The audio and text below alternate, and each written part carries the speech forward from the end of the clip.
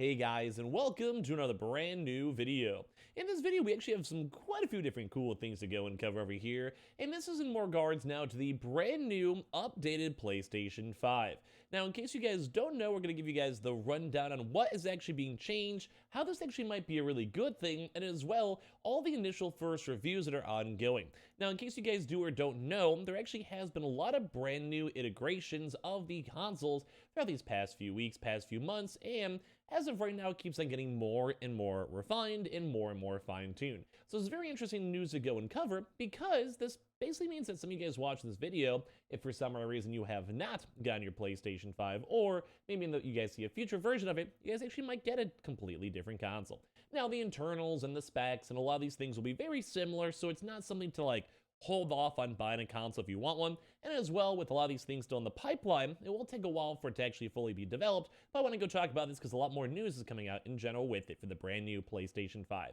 And as well, if any of you guys are brand new, make sure you guys are subscribed with the notifications on, as well for the brand new PlayStation 5, Xbox Series X, or $500 giveaway going to be ending pretty soon. To get your last minute subs on in with this one, for sure, it takes one click of the button, might as well. We also have all the Samsung SSDs on sale for the next few weeks for the PlayStation, Xbox, all that very good price, very cheap as well. Of course, the Twitter and Twitch, if you guys want to follow for bonus giveaway entries, and all the usual Amazon Target links down below. So, when it comes to all this type of stuff, we've been seeing it basically start off from a really big, huge console that slowly got smaller and smaller and smaller as time went on. Now, that's a big thing to kind of go and note, because when it comes to this, it made the weight a lot smaller, it made the overall console efficiency better, and it made the heat as well go down quite a bit. But now we're trying to go get to that next step. So as we're kind of in this awkward looming stage for a potential PS5 Slim or a potential PS5 Pro, this is now alluding towards this brand new design that's now apparently been leaked out in the public. So as we kind of go through all this one, if that was a bit quiet, let me know. Hopefully a little bit better. So Sony's now brand new updated PS5 design already apparently sounds like a big winner. So developers are now calling it flawless. The brand new flawless console. Very intriguing to go and see. So pretty much right after the first PS5 was first announced, and its gargantuan design, meme to oblivion, which does make sense, it does kind of look like a refrigerator just a little bit, rumors of a redesign started to make their rounds.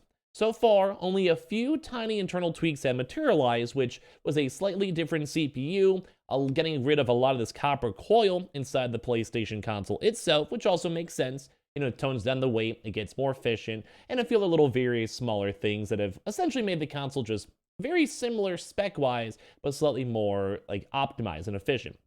But it now actually sounds like the most significant change now is actually coming for the PlayStation console. So we already heard that basically that Sony is working on a PS5, which is a brand new PS5 console, featuring an optional now detachable disk drive, which will now be connected via USB-C. I think we may have covered this news in passing before, but more of a proper video on it now.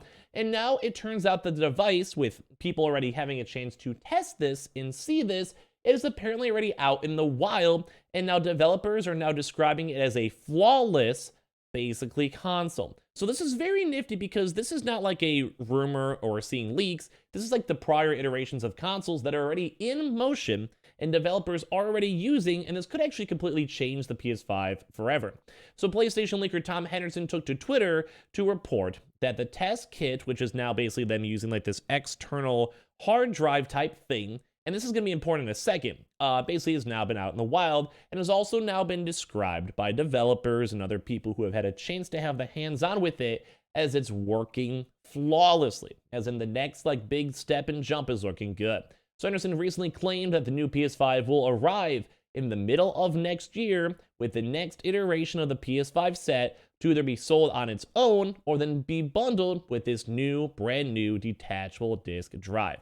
So what this kind of means is, you as of right now have the disc edition built in with the console, and then the digital edition completely by itself. So what they're potentially trying to go and do, from at least my understanding, is that it's trying to go and streamline the process into one individual console, so to kind of get rid of this weird digital and disc edition, but then allow them to either sell or have it be attached or bundled with the console itself as a detachable disk drive that's basically connected through USB, and essentially would call it up, number one, not have to have this included every console, which actually then might drive up the individual sales of the digital edition, or have like a weird pseudo hybrid console. So it's basically just one really good normal digital with the detachable disk drive, and that might just be a completely big game changer. Like, this is apparently also already out in the wild.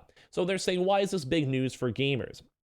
Currently, the PS5 is available in two versions, a digital edition and a disc edition. So right now, if you opt for the digital edition, but change your mind farther down the line, you're stuck. Indeed, working on a new detachable accessory does actually sound preferable, and I would agree. Because I have had this issue pop up that some folks getting their PlayStation 5 digital consoles actually sometimes regret it, like at the end of the day, because they're like, oh my god, I'm seeing these discs over here and they're actually on sale. Or you can't use like things like GameFly, or maybe you can't go and have your friends borrow your console. I also want to make a quick video on this too as well.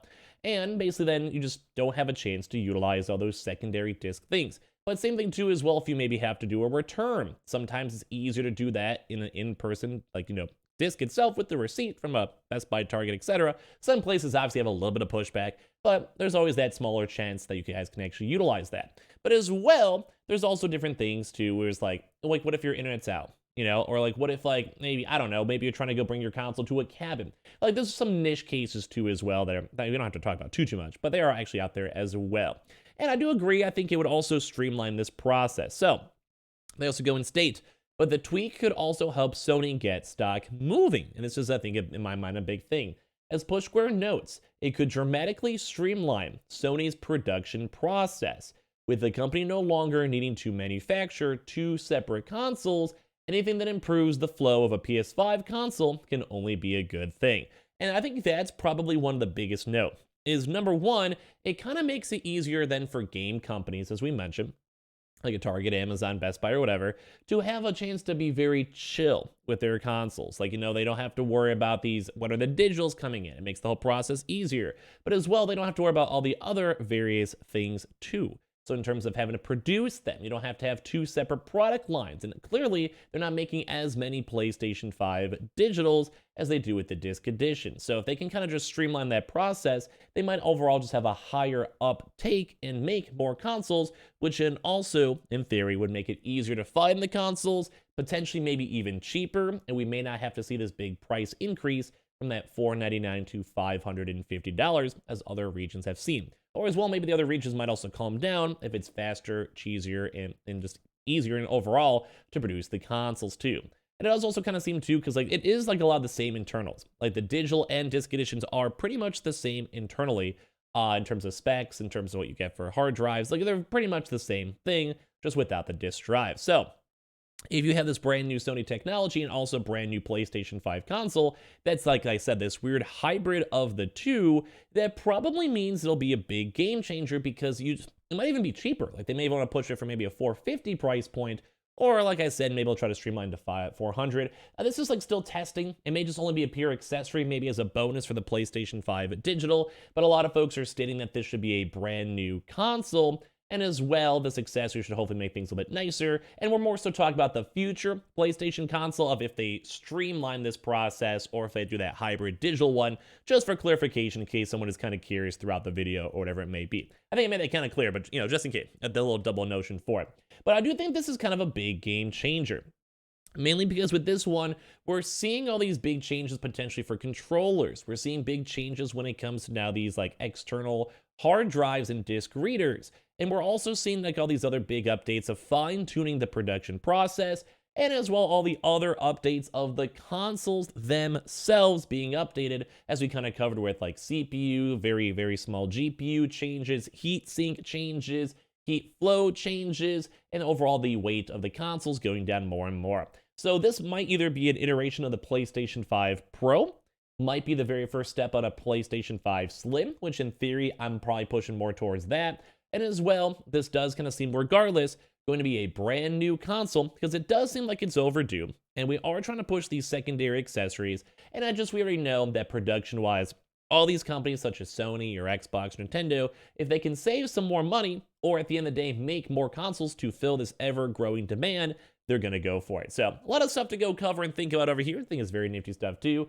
And as well, make sure you guys are subscribed with the notifications on as well for the brand new PlayStation 5, Xbox Series X, or $500 giveaway. We have the Twitter and Twitch link down below for bonus entries, so follow those on up. And as well, we also do have the Samsung SSDs all linked down below, brand new on sale for the next few weeks. Check those out for your console, whatever. And same with the Amazon and Target links too.